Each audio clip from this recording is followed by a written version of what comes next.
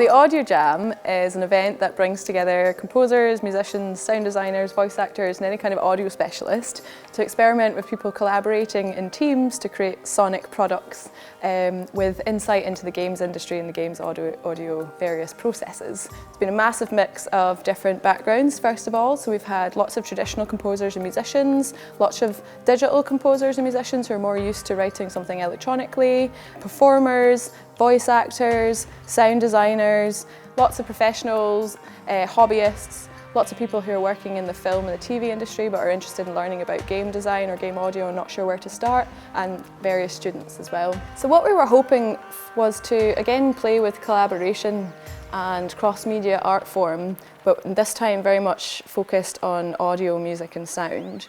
But what we were also hoping was that there'd be a very creative and knowledgeable hive, so that people would be actively transferring what they've learned and what they know. If someone was maybe coming from a sound design background, say, and was working with a musician, are there elements of their working processes that they can give to each other that they can then take on in their own work?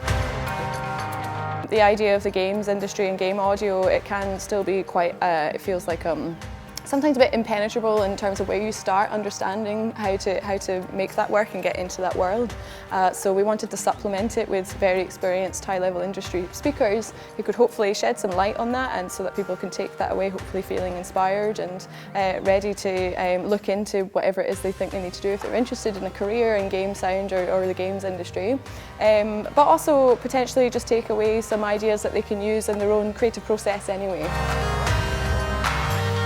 Events like Awedio Jam are fantastic because they bring people together.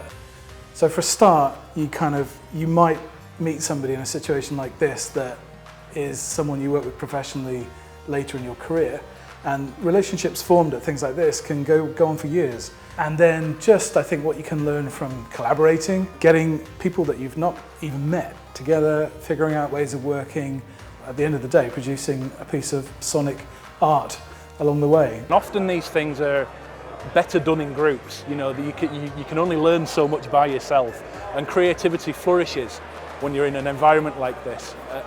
It's great for networking, meeting new people and just letting those creative juices flow. These kinds of events give the opportunity to see how other people approach the same challenges that we all have. And it gives us the insight and gives us the strength, and we understand that everyone is struggling with the same problems, and that makes you even more creative when you're back at home alone in your studio. So I think this is vital and absolutely cool to have events like this. We've been so impressed by the huge mix of creative artworks that we've seen that has come out of this, that have just blown us away in terms of how unique and how innovative and how creatively they've interpreted the theme and the idea overall.